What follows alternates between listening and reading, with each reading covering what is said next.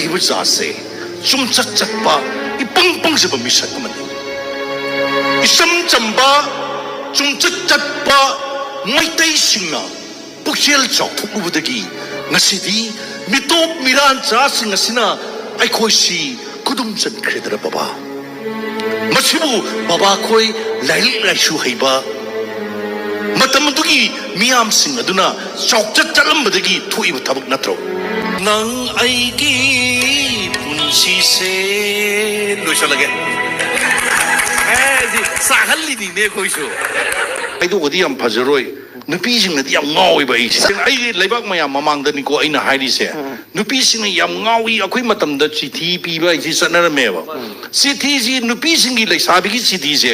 angak pa phangna ina phange furit ningtham tha da furit athaba lipang banate 1974 da I metric pass to bani 1975 da I college karak bani college karak pa matam da I furit set anab leite aduga long pen ju leite hapen se laga I sali adu leisabi sing sina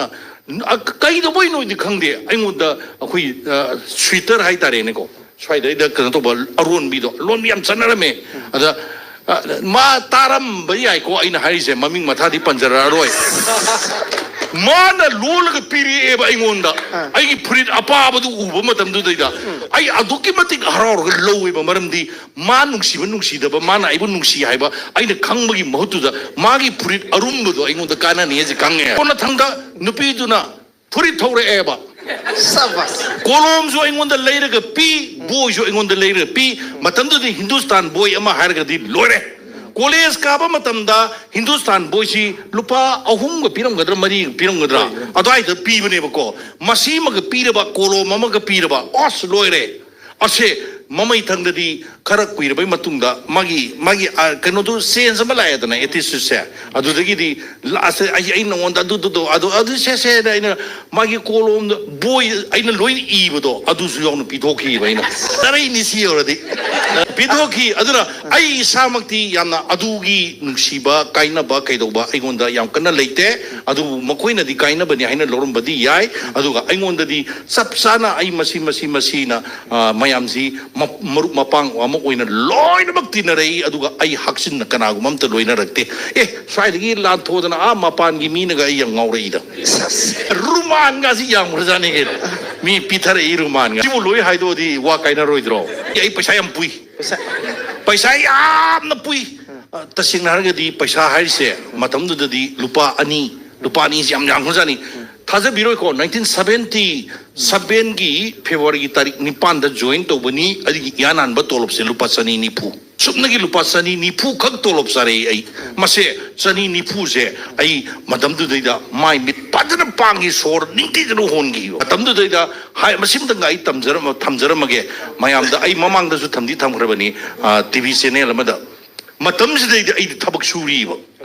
bazar da mai mit loi khumjalaga rang hai bu nupa amne ba ai thabak khale ta ba matam da sathina haraugi ba nonga laga ai thabak join to we ba February tarik nipan ai kau de ba tarik nipan adu de phang ba je lupa sani nipu ne ba sani nipu dagi samga yori samga dagi sahi ama 19 keno yor podadi 1980 yor podadi adugi pay commission ama laktana ai lupa lising ama phadore ba lising saba haiba dagi ai nupi diare thizeng saba dagi ai akoi imal lekhidre ima duna haiba matamda sanan bi nangi nasadu tolo thabak tori du tolo kaya sarage ne haibda as khangde da lupa lising amadi pa yore na hai haiba lupa lising ba putum matawag yai na rin mine maramdi atsuk ke matik sauren long na rin meba adu khang madagi aina hai si ordi ai nupi thi yare da thakpang amani da aina adumai da nupi tarik pareng ningthiba huktok tu na ngaksam dagi sibi bangam labayek na bagi ngaksam da kawi madubu pichwa prem sering asina hai ba kaya sing asina ai khoida inspiration nama pi aina pi matam dagi aidi sharing the literature da karida yamna ngaujar pa misak amoina aduna ai khoina irai pak tori ba thabak sing ase irai pak miyam gi damakta ne sinpham khudimakta lebiri ba pumnamak singna masagi pokna lamdam maramdam gi damakta magi sinsuri bani haibase kaudaba chumgani ngasidi ꯑꯩꯈꯣꯏꯒꯤ ꯏꯔꯝꯗꯝ ꯑꯁꯤꯗ ꯂꯩꯔꯤꯕ ꯃꯤꯄꯨꯝ ꯈꯨꯗꯤꯡꯃꯛꯅ ꯇꯧꯔꯤꯕ ꯊꯕꯛ ꯈꯨꯗꯤꯡꯃꯛꯁꯤꯡꯁꯦ ꯏꯃꯥ ꯂꯩꯕꯥꯛꯀꯤꯗꯕꯅꯤ ꯑꯗꯨꯒ ꯃꯤꯌꯥꯝꯒꯤꯗꯃꯛꯇꯅꯤ ꯍꯥꯏꯕꯁꯤ ꯀꯥꯎꯊꯣꯛꯑꯀꯥꯟꯗ ꯑꯩꯅ ꯇꯧꯔꯤꯕꯁꯦ ꯑꯩꯒꯤ ꯐꯅꯅꯕꯅꯤ ꯑꯩꯒꯤ ꯇꯨꯡꯗ ꯂꯥꯛꯀꯗꯕ ꯑꯩꯒꯤ ꯖꯦꯅꯦꯔꯦꯁꯟ ꯃꯁꯥꯒꯤ ꯏꯟꯗꯤꯕꯤꯖꯨꯋꯦꯜ ꯖꯦꯅꯦꯔꯦꯁꯟ ꯑꯗꯨꯒꯤꯗꯃꯛꯇ ꯊꯕꯛ ꯇꯧꯕꯅꯤ ꯍꯥꯏꯅ ꯈꯟꯅꯕꯅ ꯃꯁꯤꯡ ꯍꯦꯜꯂꯛꯄꯗꯒꯤ ꯉꯁꯤ ꯑꯩꯈꯣꯏꯅ ꯅꯦꯁꯅꯦꯂꯤꯖꯝꯒꯤ ꯁꯦꯟꯁ ꯑꯁꯤ ꯈꯔ ꯈꯖꯤꯛ ꯈꯖꯤꯛ ꯂꯥꯞꯊꯣꯛꯄꯅꯤ ꯍꯥꯏꯅ ꯑꯍꯥꯟꯕꯗ ꯇꯝꯖꯩ ꯁꯨꯃꯥꯡ ꯂꯤꯂꯥ ꯁꯨꯃꯥꯡ ꯂꯤꯂꯥꯒꯤ ꯋꯥ ꯉꯥꯛꯇꯪꯃꯨꯛ ꯊꯝꯖꯒꯦꯀꯣ ꯑꯦꯅꯤ ꯑꯩꯈꯣꯏꯒꯤ ꯏꯁꯩ ꯅꯣꯡꯃꯥꯏꯗ ꯈꯪꯗꯦ ꯀꯜꯆꯔꯗ ꯈꯪꯗꯦ ꯈꯨꯗꯤꯡꯃꯛꯇ ꯂꯩꯔꯤꯕ ꯄꯨꯝꯅꯃꯛꯁꯤꯡ ꯑꯁꯦ ꯏꯍꯥꯟ ꯍꯥꯟꯕꯗ ꯃꯥꯅ ꯇꯧꯗ꯭ꯔꯤ ꯃꯃꯥꯡꯗ ꯏꯔꯩꯄꯥꯛ ꯅꯨꯡꯁꯤꯕꯒꯤ ꯋꯥꯈꯜꯂꯣꯟꯁꯦ ꯃꯁꯤꯅ ꯍꯥꯟꯅ ꯃꯥꯡꯗ ꯊꯝꯃꯦ ꯁꯦ ꯈꯣꯡꯖꯣꯝ ꯄꯔꯕ ꯍꯥꯏꯔꯁꯤ ꯈꯣꯡꯖꯣꯝ ꯄꯔꯕ ꯏꯁꯩꯁꯤ ꯃꯣꯏꯔꯥꯡ ꯀꯪꯂꯩꯔꯣꯟꯒꯤ ꯏꯁꯩ ꯁꯛꯂꯛꯀꯗꯣꯏꯅꯤ ꯑꯗꯨꯕꯨ ꯏꯍꯥꯟ ꯍꯥꯟꯕ ꯃꯇꯝꯗ Manipur sana lay mayo len ho ireipak iramdam nungsibagi isay sinahan howe maraipak maramdam bu nungsiba iramdam gi phajaba saktam masi kahelloi haiba wakhal asi thammaga mana sakkadabi isay du salakpa matamda mi pungning khon ba haiba se mioi bu khudimakta masi mathau taaba adum amane ꯑꯩꯅ ꯇꯧꯒꯗꯕ ꯊꯕꯛ ꯑꯩ ꯁꯦꯜ ꯐꯪꯅꯕꯅꯦꯅ ꯄꯪꯇꯧ ꯇꯧꯕꯗꯨꯅꯗꯤ ꯃꯗꯨ ꯁꯥꯡꯅ ꯆꯠꯂꯣꯏꯕ ꯑꯣꯏꯔꯣꯏꯕ ꯁꯤꯅꯤ ꯁꯨꯃꯥꯡ ꯂꯤꯂꯥꯗ ꯀꯩꯗꯧꯋꯤ ꯁꯥꯊꯤ ꯁꯥꯊꯤꯕ ꯁꯨꯃꯥꯡ ꯂꯤꯂꯥ ꯁꯥꯟꯅꯔꯛꯄ ꯌꯥꯏ ꯑꯉꯟꯕ ꯃꯇꯝꯗ ꯑꯩꯈꯣꯏꯅ ꯐꯣꯛ ꯇ꯭ꯔꯦꯗꯤꯁꯟꯗ ꯂꯩꯕꯗ ꯐꯣꯛ ꯇ꯭ꯔꯦꯗꯤꯁꯟꯒꯤ ꯋꯥꯔꯤ ꯃꯌꯥꯝ ꯑꯃ ꯁꯥꯟꯅꯔꯛꯄ ꯌꯥꯏ ꯃꯣꯏꯔꯥꯡ ꯀꯪꯂꯩꯔꯣꯟꯒꯤ ꯋꯥꯔꯤ ꯁꯥꯟꯅꯔꯛꯄ ꯌꯥꯏ ꯃꯇꯝ ꯃꯇꯝꯒꯤ ꯊꯣꯛꯄ ꯊꯧꯗꯣꯛ ꯋꯥꯊꯣꯛꯇ ꯏꯁꯨꯗ ꯕꯦꯁ ꯇꯧꯕ ꯑꯗꯨꯝꯕ ꯋꯥꯔꯤ ꯁꯥꯟꯅꯔꯛꯄ ꯌꯥꯏ ꯑꯣꯔ ꯅꯠꯇ꯭ꯔꯒꯅ ꯅꯨꯡꯁꯤꯅꯣꯟꯒꯤ ꯋꯥꯔꯤ ꯁꯥꯟꯅꯔꯛꯄ ꯌꯥꯏ ꯃꯈꯜ ꯈꯨꯗꯤꯡꯒꯤ ꯁꯨꯃꯥꯡ ꯂꯤꯂꯥꯗ ꯍꯥꯞꯄ ꯆꯟꯗꯕ ꯋꯥꯔꯤ ꯂꯩꯇꯦ ꯁꯨꯃꯥꯡ ꯂꯤꯂꯥꯗ ꯃꯁꯤꯃꯗꯤ ꯆꯨꯟꯅꯔꯣꯏ ꯍꯥꯏꯕ ꯋꯥꯐꯝ ꯑꯃ ꯐꯥꯎꯕ ꯂꯩꯇꯦ ꯋꯤꯂꯤꯌꯝ ꯁꯦꯛꯁꯄꯤꯌꯔꯒꯤ ꯃꯦꯛꯕꯦꯠ ꯍꯦꯝꯂꯦꯠ ꯁꯤ ꯁꯥꯟꯅꯔꯝꯃꯤꯅꯤ ꯁꯨꯃꯥꯡ ꯂꯤꯂꯥꯗ ꯍꯦꯝꯂꯦꯠ ꯁꯥꯟꯅꯔꯝꯃꯤꯅꯤ ꯁꯤ ꯁꯦꯛꯁꯄꯤꯌꯔꯒꯤ ꯋꯤꯂꯤꯌꯝ ꯁꯦꯛꯁꯄꯤꯌꯔ ꯐꯥꯎꯕ ꯁꯨꯃꯥꯡ ꯂꯤꯂꯥꯗ ꯆꯪꯉꯛꯄ ꯉꯝꯃꯦ ꯍꯥꯏꯕ ꯑꯗꯨꯕꯨ ꯃꯁꯤ ꯄꯨꯝꯅꯃꯛꯁꯤꯡꯁꯤꯒꯤ ꯃꯥꯡꯑꯣꯏꯅꯅ meitei leima emagi minkhei sholase haina houne sumang lila hobo matanda that is nationalism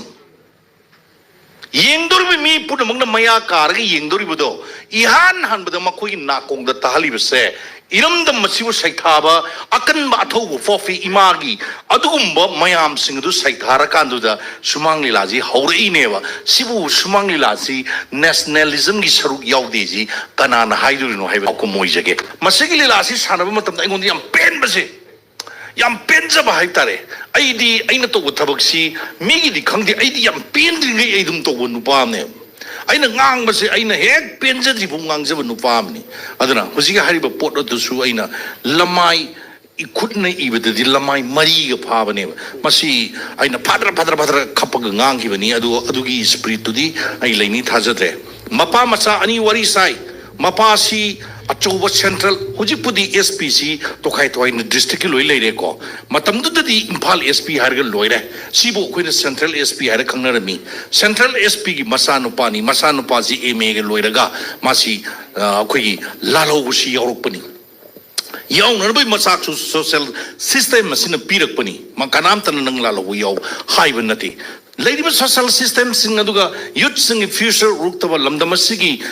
kari gi no aikoi lam sida lal hori kaido bagi lan hori no aiba mangonda wahang ama mathanda sum hanga sum sanaba sidagi mana pakumdu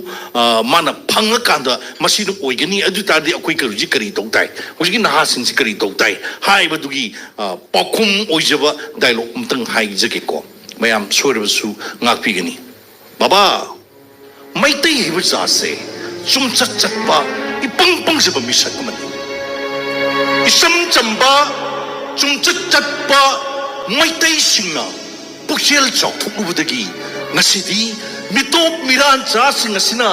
aikhoi si kudum chan khredra baba masibu baba khoi lai shu haiba matam dugi miyam sing aduna chok chatlam-badagi thuiba thabak natro Dimapur lamina takkiba ji lamina samnakhidaba matamda Manipurishina puk paiduna khangduna leiba masigi thokdok ase baba khoina tahalakkiba natro ꯃꯇꯝꯗꯨꯗ ꯕꯕꯥ ꯑꯩꯈꯣꯏꯒꯨꯝꯕ ꯂꯥꯏꯔꯤꯛ ꯂꯥꯏꯁꯨ ꯍꯩꯕ ꯃꯤꯔꯣꯜ ꯈꯔꯅ ꯄꯟꯗꯤꯠ ꯖꯋꯥꯍꯔꯂꯥꯜ ꯅꯦꯍꯔꯨꯒꯤ ꯃꯈꯣꯡꯗ ꯇꯨꯔꯒ ꯖꯅꯒꯅ ꯃꯅ ꯁꯛꯃꯤꯟꯅꯔꯨꯝꯕꯗꯒꯤ ꯑꯣꯏꯔꯛꯈꯤꯕ ꯅꯠꯇ꯭ꯔꯥ ꯕꯕꯥ ꯃꯩꯇꯩꯗꯤ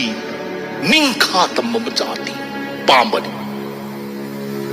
ꯃꯔꯤꯄꯥꯛ ꯃꯔꯝꯗꯝꯒꯤꯗꯃꯛꯇ ꯁꯤꯕꯒꯤꯗꯕ ꯑꯗꯨꯒꯨꯝꯕ ꯅꯍꯥꯁꯤꯡ ꯉꯥꯛꯇꯅꯤ ꯀꯥꯎꯈ꯭ꯔꯦ ꯃꯈꯥꯁꯤ ꯃꯌꯥꯝ ꯋꯥꯔꯨ ꯌꯥꯗ꯭ꯔꯦ ꯑꯩ ꯌꯥꯝ ꯍꯥꯏꯅꯤꯡꯉꯦ ꯌꯥꯝ ꯉꯥꯡꯅꯤꯡꯉꯦ ꯁꯤꯗꯤ ꯌꯥꯝꯅ ꯃꯔꯨ ꯑꯣꯏꯕ ꯄꯣꯠ ꯑꯃꯅꯦꯕ I am very sorry mayam punama ibung ngangpiu ai tasena mayam gi juning ma thungan bangam jat ai di ai gi tradition mayam na nungsijaba misak amani hongai ba changes mayam singa si lokhat pa yaba mankhat pa yaba sudum lei aduga ai koina mankhat pham thoktaba aina ai gi chatnaron ai gi ipa ipu singna thambiramba liglam madu takhigadaba leiragadi ai madu yamna pamdaba misak am oirakhi matamga aiga sanarakta haiba tai hongaiba matam asina se ai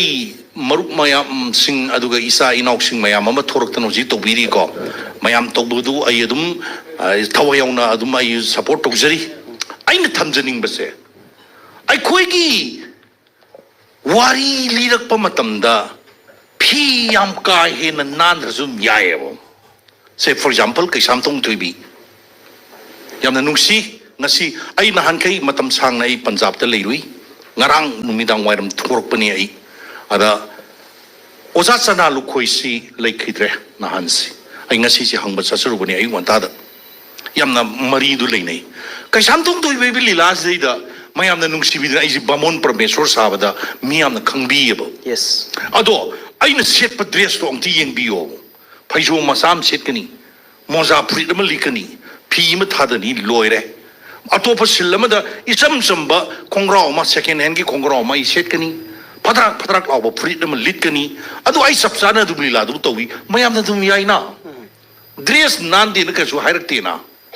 karigumba sina taba ato play mayam sing da su sum cnj sum lag bai tare mayam sina haire eba maruina nupi masa sing nupa masa maya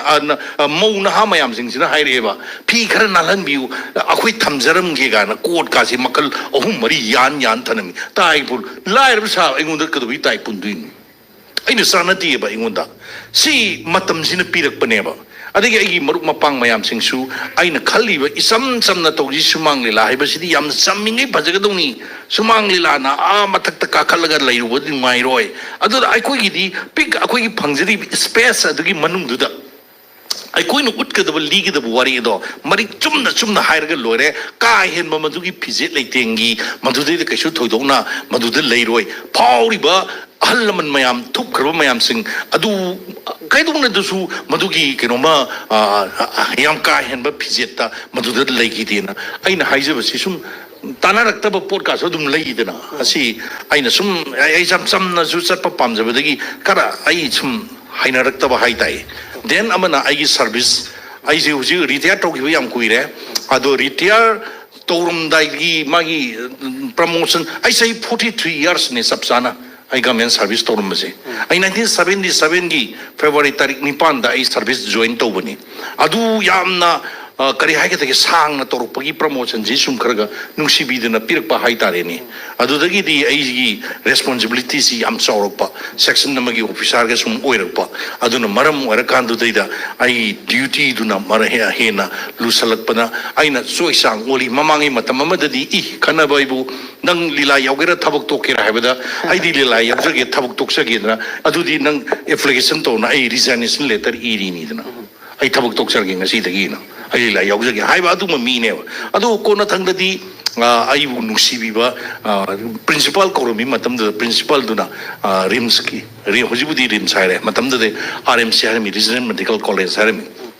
aduna mahangna ai angawa nang kari sage hingi haino haira ai application do segar hundoki ai bu koksalaga adu yam pangi kari no thabuk su tok lila su yaw aidana adumai sai biri asmai togduna ai si honarakpado kona thangdadi aina sum khalurkanda ai si lila yawna favra thabuk tokpana favra aina khalukanda ai lila tokpana phani na khalaganda ai decision do aranbo oigadra achumbo oigadra khangde ai adum sakraga ai decision do da ai lepkhibane ai swain thamjage